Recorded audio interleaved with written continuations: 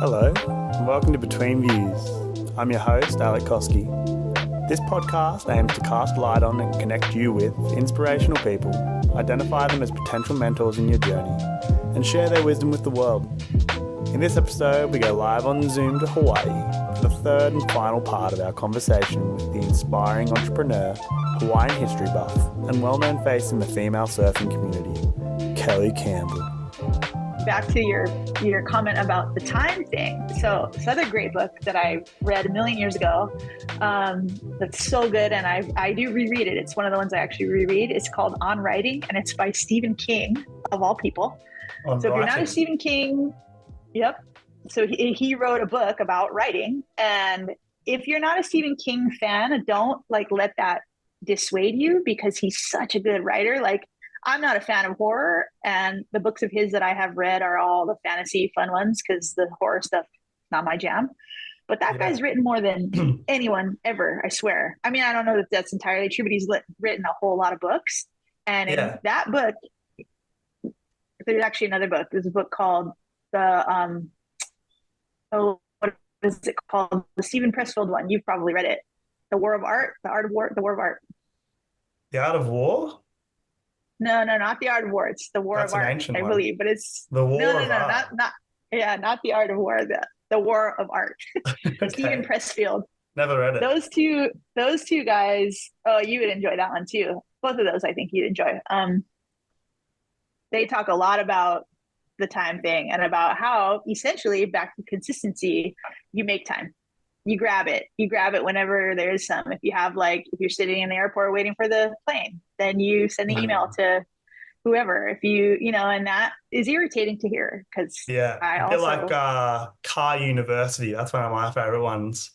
What's that when one? you're driving half an hour to some place, instead of you kind of replace. It's nice to listen to music, don't get me wrong, but if you can take the time to replace that half an hour of music with half an hour of, let's say you're learning Spanish, for example, Latin music, or you switch that to a half an hour podcast learning, you're just driving along, you're already kind of on your way somewhere, but you can learn so many things in your car these days just by putting on a podcast, switching the habit of music to podcasts, even in just the morning drive, and then do music in the afternoon when you want to chill out. Like Hawaiian language on your way to camp. Yes. Yeah, exactly. Yeah. Nice. So, wow, so many book recommendations. Thank you so much for giving me those. This is the one that you said you'd struggle with, but I didn't even ask you the question and you gave me 6. Because there's too many. That's why I was like, how am I going to pick one? Well, I think my reading for the year is pretty much set up. And I've already asked you about your role models. One thing that I was thinking about while you're talking about your books was you did journalism, right, at university. So everything I am reading and hearing and seeing and listening to, the same message keeps coming up. If you can write, always read if you can, but if you're going to do anything in life, you should get a good habit of writing. So I was wondering, how has your journalism and writing influenced your path through life?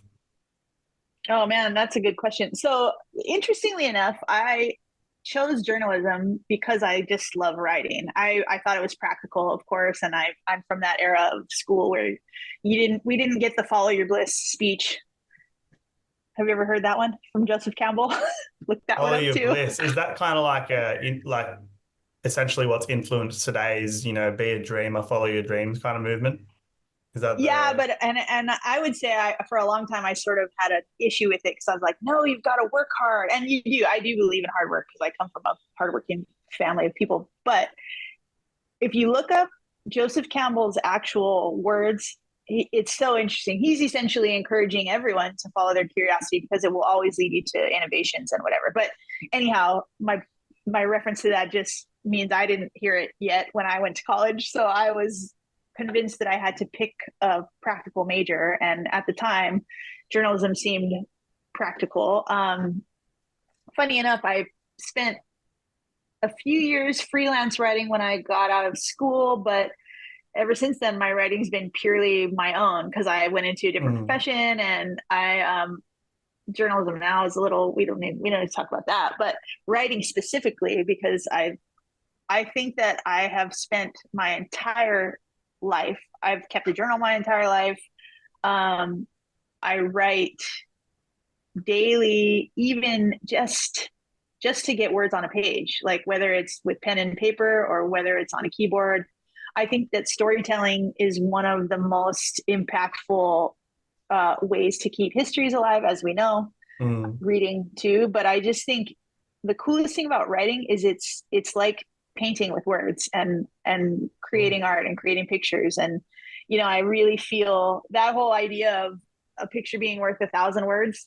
I don't buy that. Like I love imagery. I love beautiful artwork. I love seeing it, but there's something to be said about a beautifully written paragraph and, you know, strung together words that like really sing. I think that writing just is another outlet to create and dream and imagine. And it's fun.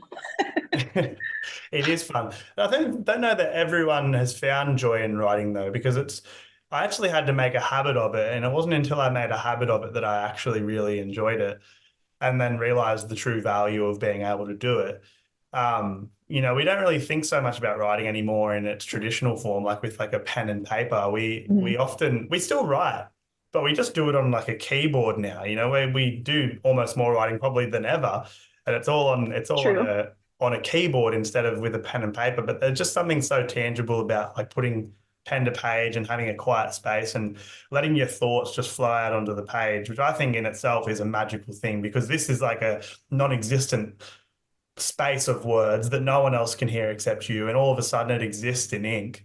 I think that's magic, you know, to be able to take It something is. that's just in your mind and make it like ink and understood by anyone who would read it, which is really Right. impressive. Which do you have some writer? I guess you already said Stephen King. You kind of already answered that question.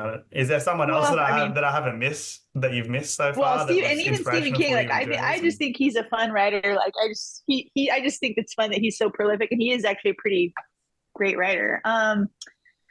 Who else do I really enjoy as a writer? Kerouac's always fun. That one's always a fun one, just because you get to go adventuring with him, and that's great to What's get his to like name? sit by the campfires. Jack Kerouac, old Jack school. You Kerouac. know, What a that's like fun an name old too. famous. Yeah, so good. My brother loves him too. I'm trying to think of somebody contemporary that I really have always liked. Well, she's not contemporary at all. She's a bit controversial too, because it seems not in line with any of my beliefs, but they're very interesting stories. And for her time, she wrote some crazy stuff. It's spelled Ayn, Ayn Rand. I think we've talked about this. The Atlas Shrugged was one of her books that was really good. Ayn And Rand.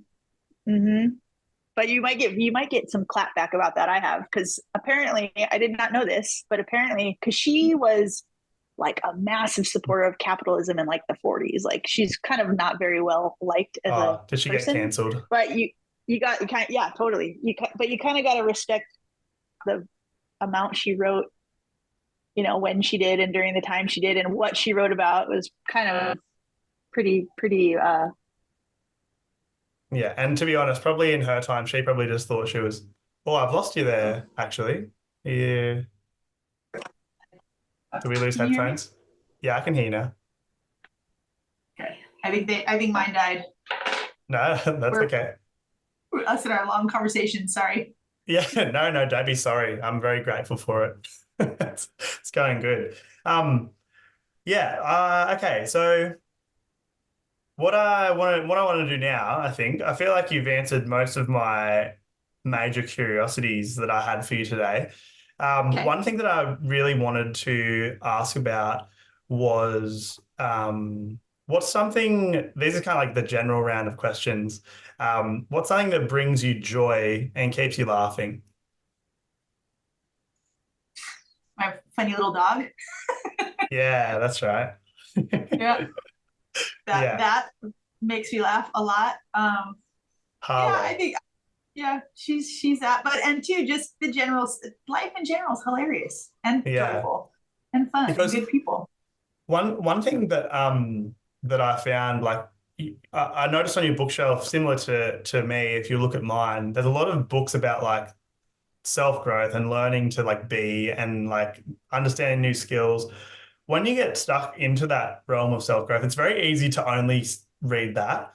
But I found when you do that, it's very easy to stop being joyous and stop having as much fun because you're too focused on like trying to grow. You forget You about gotta like admit, the simple that's why stuff. the last book I read was the Stephen King fantasy, and it was super, and it had a dog in it. So it comes back to balance. So how is it you said you see good friends.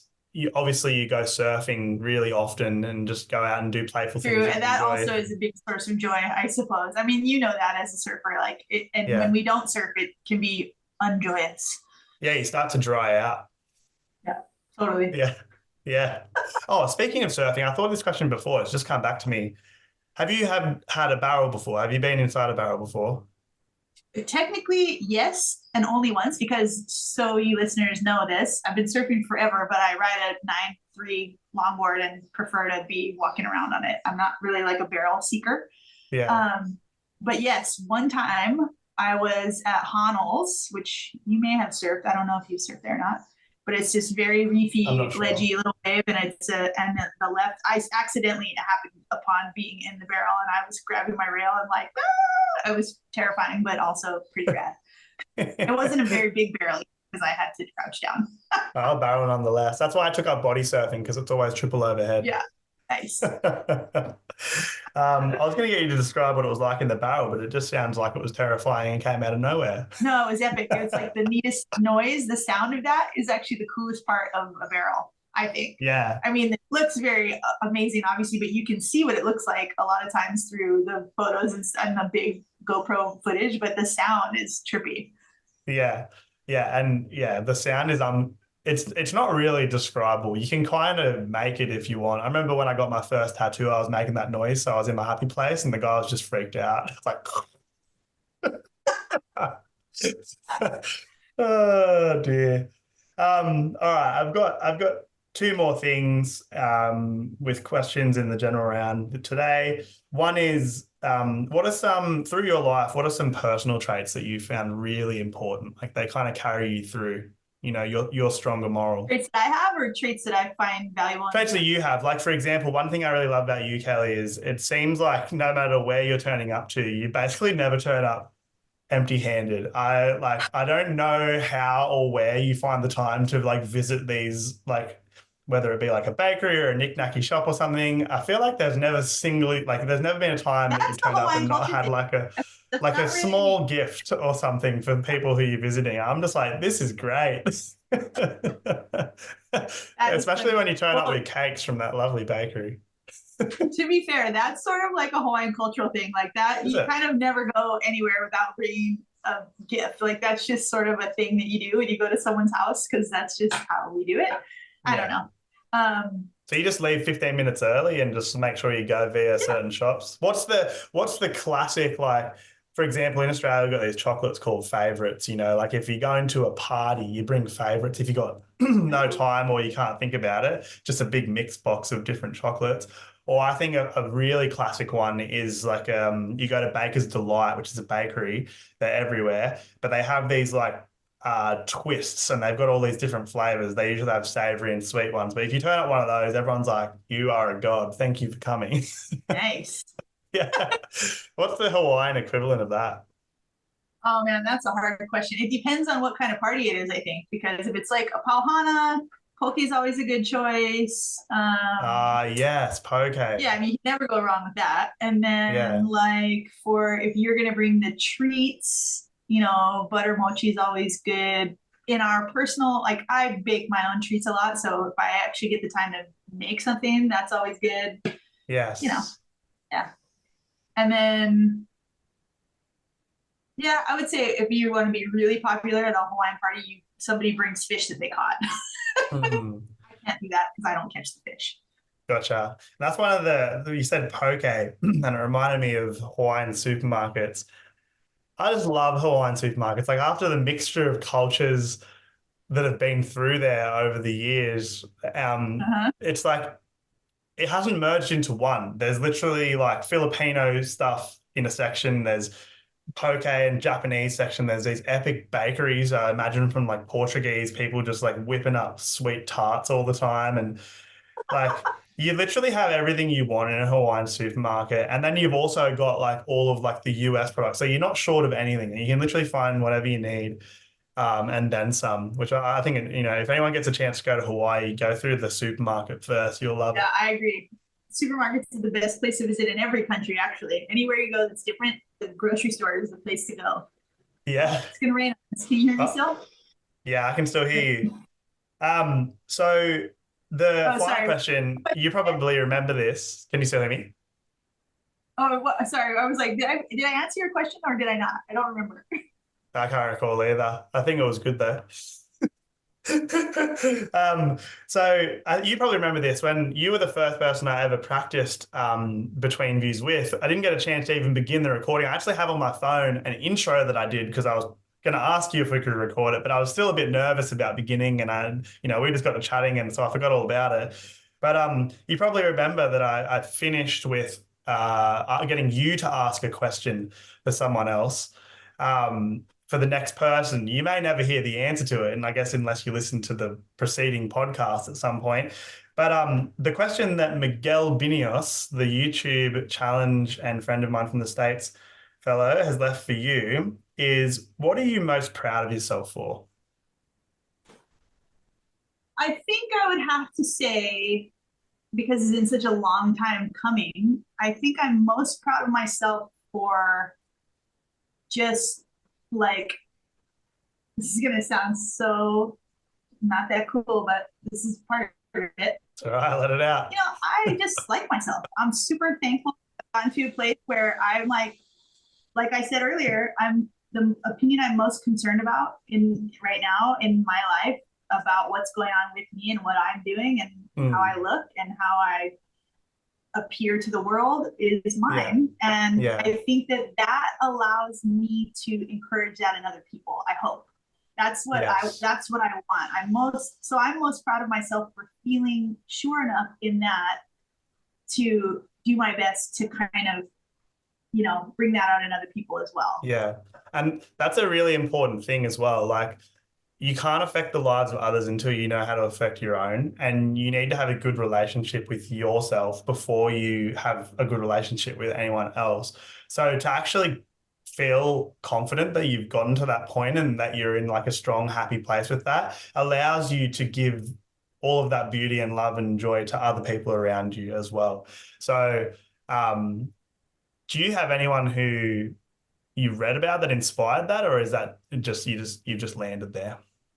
Well, as you know, in all the readings we've done, that's like one of the main pieces of advice for self-growth is like you basically have to first and foremost be cool with yourself. And it's a constant, even it's an ebb and flow. There are totally days where I'm like, ooh, I'm too worried about what those people think. But then I remind myself, and back to that question about what trait I appreciate in myself, I think I have two that I'm really thankful for. I think one is enthusiasm, because I get pretty pumped on anything that I'm enthusiastic or I'm excited about. And I think enthusiasm's the language the whole world speaks. Yeah, right? It's like Stoke. And yeah, back to the Stoker machine. Gary would love to hear about Stoke. But anyhow, and then also I think the other trait that I am thankful for is a sort of like resolve, we'll call it. I think that I was taught to be that, to believe in myself in that way, through the not so good feeling times and through the not so confident feeling times. Because even when I spent a lot of my youth being a people pleaser and trying to make everybody think of me a certain way and all that stuff. And we all still will do that. Like, that's the crazy thing about it, is I think you got to allow yourself, you just got to give yourself a break and just be like, okay, you're allowed to have a day where you're like, I don't feel so great. And then remember that you do know how to believe in yourself and be confident and carry on. And, and ultimately, like, all that does, like you said, is benefit the world at large. It benefits everybody around you. And if you want to make a positive impact on the world, go for it. It's great. That's what we need. That's right. So That's perfect. I feel like that's the way that I would have loved to end this. And I guess um, the final thing is for you to leave a question for the next person. Okay. I think for the next person, I would be curious about, let's see. Well, this is sort of a cliche one, but it's Sure. fun, super fun Any to go questions, down that fine. path. What could you do? What would you do if you just knew you couldn't fail? What would you do? That's a great question. It's such a fun question. You should try and answer it for yourself if you feel so Okay. inspired. Because I feel like the value of that question is that that's what you probably should do, right? Mhm. Uh-huh. It's also a coin toss also works if you're ever faced with a big decision. Like if you have a coin and you toss it. Did we talk about this before? Is this the one where like if you hate the result, you're like, okay, I'll do the We other did one. talk about this. Yeah. If you go, no, no, Yeah. no, best of three, then you know that you want the thing it didn't land on. I love coin Yeah. tosses. Yes. Yeah. No, the coin toss is the move. Anything that's two-sided, you can solve that problem with. Nope. That's true. Well, thank you so much for coming on to Between Views. I really appreciate your time and attention to this and just being generally stoked and enthusiastic about getting on here from the second I asked. I knew we'd have a good time today talking on this show. And to be honest, like I feel like we could do that all over again and have all new topics to talk about. We even had I think 2 or 3 topics that I'd love to dive into at some point. So perhaps people listening at home, you might hear from Keli again in the future if I can get her convinced to do another show with me when I arrive in Hawaii later this year. But thank you so much for coming on Between Views, Keli. It's been a pleasure. I really appreciate it. Thank you, Alec. This is so fun. I'm so excited you're doing it. Thank you for listening to the final part of our interview with Keli. Wasn't it full of information? So rich with wisdom. If you enjoyed what you heard, please jump over and give Keli a follow on any of her Instagram tags. Also remember that the best way you can support this podcast is by liking and following Between Views on Instagram, YouTube, Spotify and Apple Podcasts. Also, if you know someone inspirational who deserves to be interviewed, please send us an email at betweenviewsbv@gmail.com or message us on Instagram. Thanks again and see you soon. Between Views.